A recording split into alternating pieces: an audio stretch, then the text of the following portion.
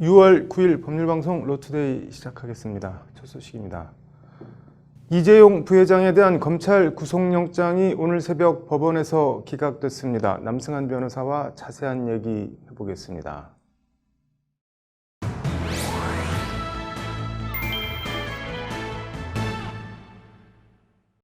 안녕하세요, 변호사님.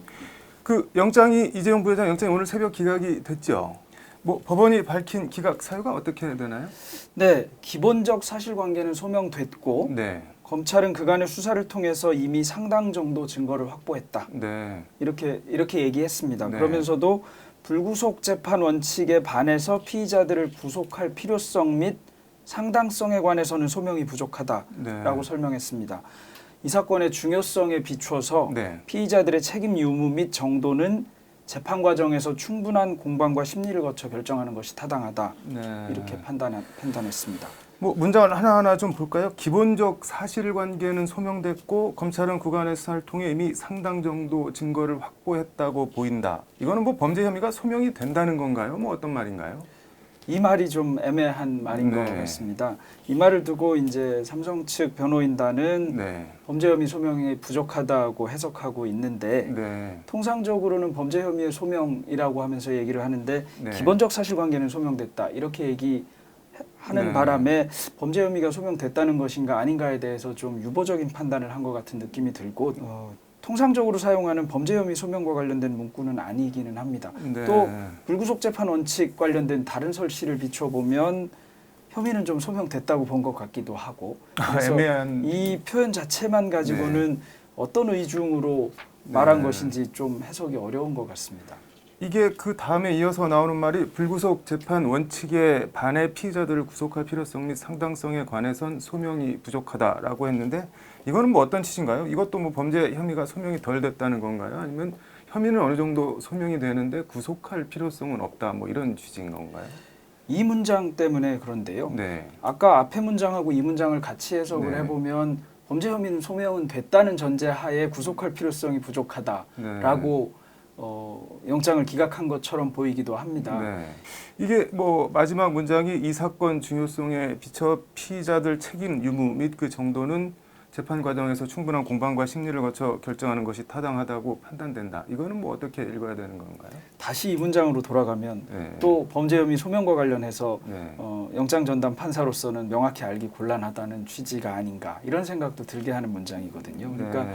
맨 앞에 문장, 그 다음에 중간 문장, 그 다음에 마지막 문장이 조금씩 지향하는 바가 다른 것 같은 느낌이 듭니다. 이게 뭐 통상 구속 영장 기각할 때 보면은 뭐 증거 인멸 및 도주 우려가 없다 이런 표현들이 자주 나오는데 이번엔 그런 게 없는데 이거는 뭐 의미가 있는 건가요? 아니면 뭐 어떻게 봐야 되는 건가요?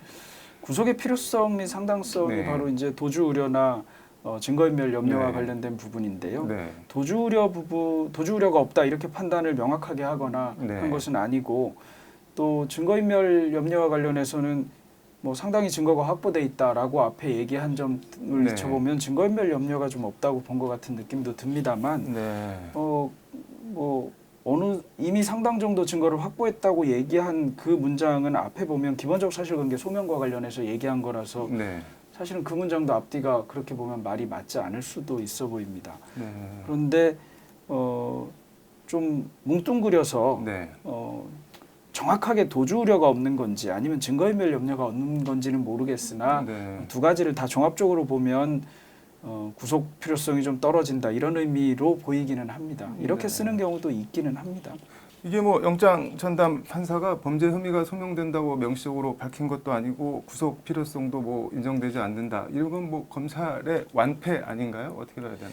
검찰은 뭐 사안의 중대성이나 네. 지금까지 확보된 증거 자료에 비추어 법원의 기각 결정을 아쉽게 받아들인다 이런 입장을 냈고요. 네. 영장 재판 결과와 무관하게 법과 원칙에 따라 향후 수사에 만전을 기할 예정이다 이렇게 네. 밝혔습니다. 이게 어제 사안의 중대성을 감안하면 범죄 혐의가 소명될 경우 뭐 조심스럽긴 하지만 영장이 발부될 거다라는 쪽에 무게를 둬서 말씀을 하셨는데 이거는 뭐 그럼 결국 검찰이 충분히 무르익지 않은 상태에서 영장을 청구한 걸로 봐야 되나요? 아니면 삼성 뭐 호화 변호인단들 전관들이 방어를 잘한 뭐 삼성의 힘 뭐 이렇게 봐야 되는 건가요?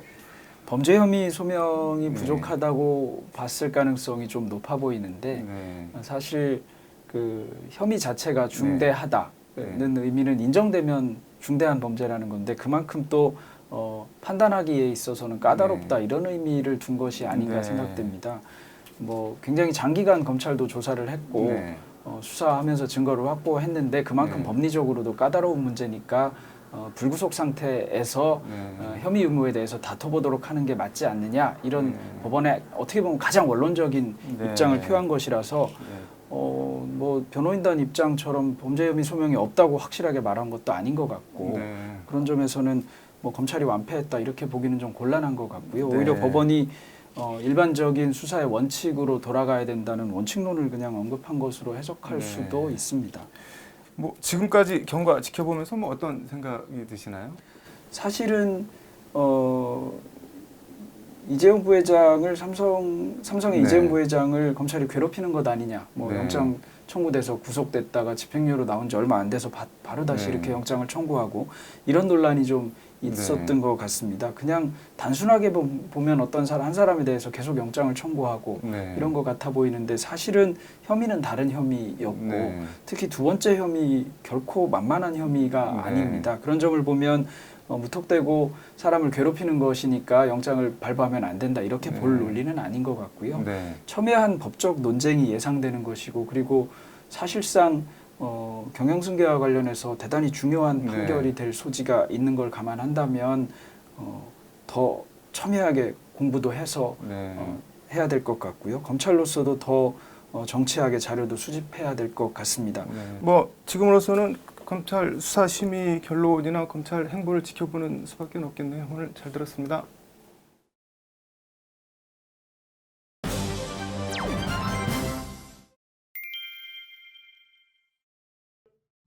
이재용 삼성전자 부회장의 구속영장 기각, 남승한 변호사와 결정 내용과 의미 자세히 뜯어봤는데요. 이번엔 법조계와 삼성 반응을 전해드리겠습니다. 신사 기자가 취재했습니다. 역시 가장 논란이 되는 부분은 기본적 사실관계는 소명됐다는 서울중앙지법 원정숙 영장전담 부장판사의 워딩입니다. 범죄 혐의가 소명됐다는 것인지 제일물산과 삼성의 합병이 있었다는 말 그대로 사실이 확인됐는지 모호하다는 겁니다.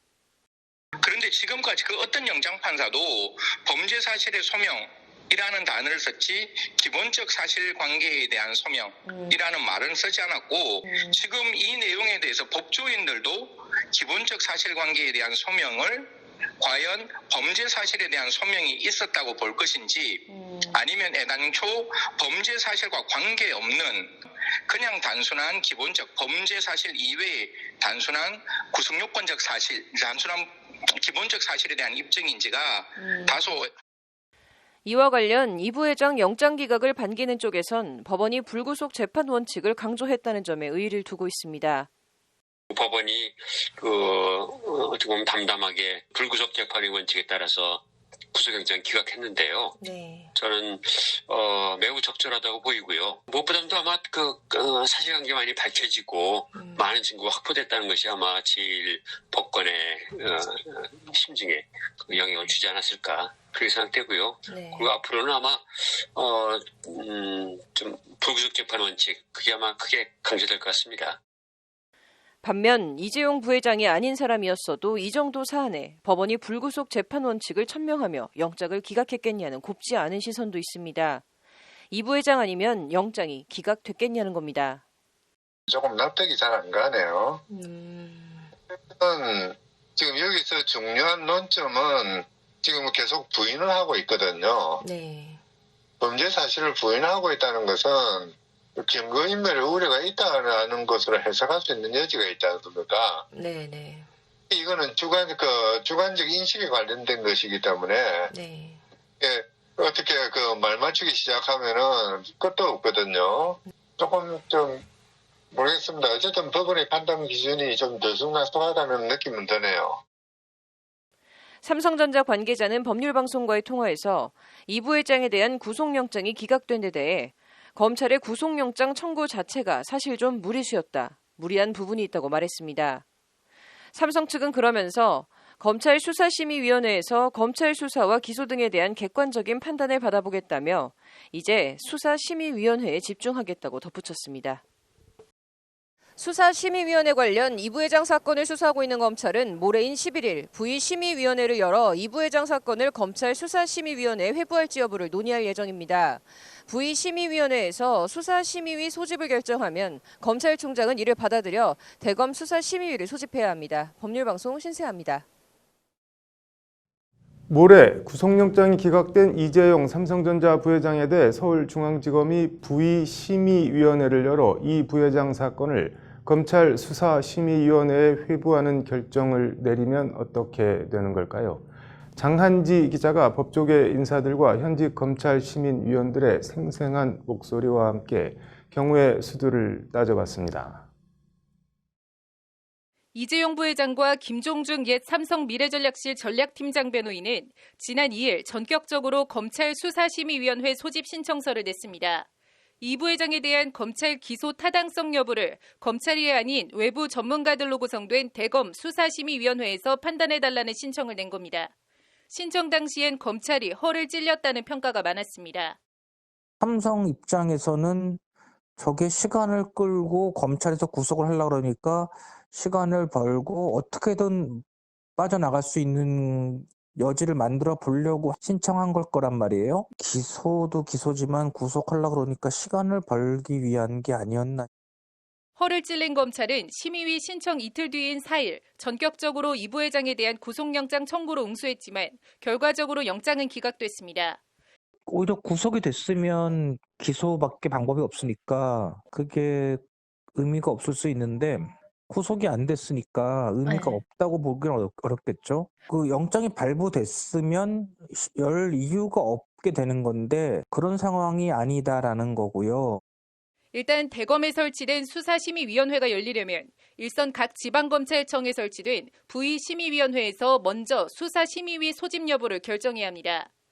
부의심의위원은 각 지방청 검찰시민위원 가운데 무작위로 선정한 15명 중 10명 이상 참석자 과반수로 부의 여부를 결정합니다. 지방청 검찰시민위원은 19세 이상 말 그대로 일반 시민들로 구성됩니다. 그야말로 일반 시민입니다. 경우에 따라서는 택시 운전사, 조합의 조합장이랄지 또는 상공인 연합회의 대표라 또는 오페라나 문학 쪽에 음악을 하는 사람들의 대표, 사업가 중에서도 무슨 숲을 운영한달지 사색을 할 수 있는 대표, 또 상담소를 운영하는 사람들, 굉장히 각계각층의 사람들이에요.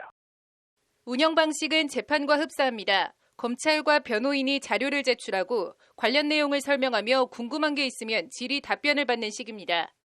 사건에 따라서 다르는데 담당 검사가 와서 사건 설명을 하고 그에 대한 질의 답변을 하거든요. 그 질의 답변이 길어지면은 시간이 길어질 수가 있는데 질의 답변이 이루어지고 검사가 퇴장하는 가운데 검찰 시민위원들이 자유롭게 발언한 다음에 자신의 의견을 피력을 하면 됩니다. 그래서 다수결로 결정을 해요.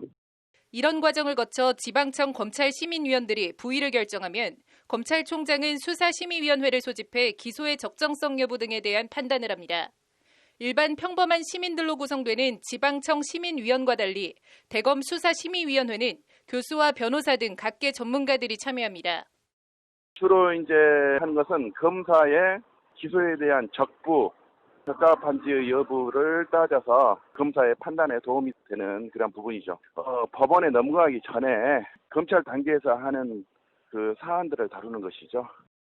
이와 관련 익명을 요구한 검찰시민위원은 검찰이 불편하거나 부담 가는 사건을 털기 위해 수사심의위원회를 이용하는 경우가 있다고 기띔합니다.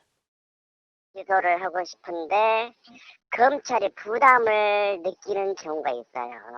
검찰이 부담을 여러 가지 법리적인 해석인 측면에서 부담을 느끼는 경우에 검찰 시민위원들의 결정에 의해서 불교소를 하는 경우가 있습니다. 그럴 경우에는 감히 청하지는 못하지만 무지하게 바라는 바다, 말 그대로 불감청 고소원식의 심의위가 검찰 신청으로 열리기도 한다는 겁니다.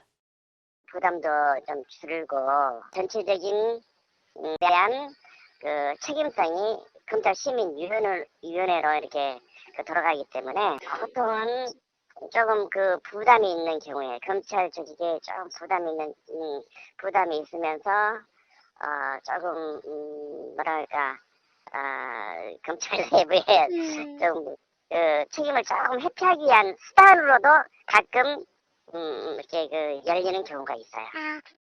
실제 심의위에 들어가 보면 검찰이 은연중에 불기소 속내를 드러내는 경우가 왕왕 있다고 합니다.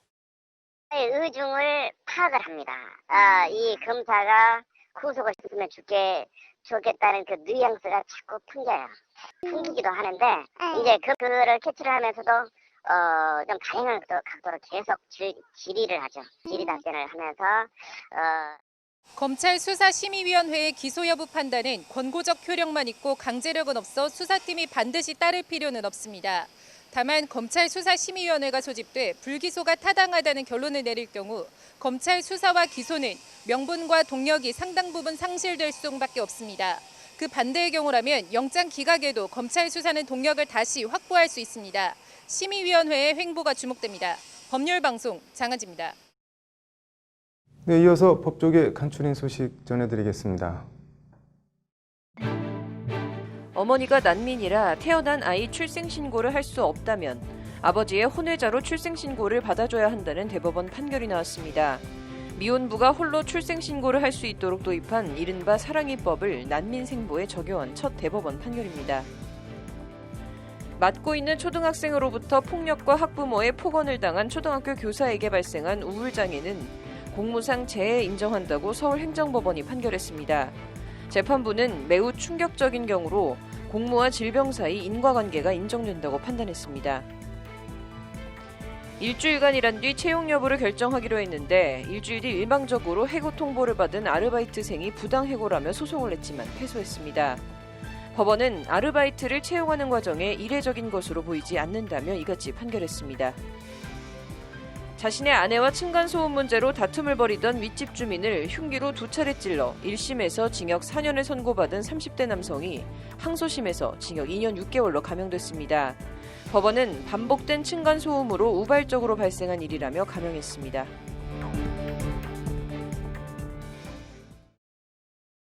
네, 6월 9일 법률방송 로투데이 마치겠습니다. 시청해주셔서 감사합니다.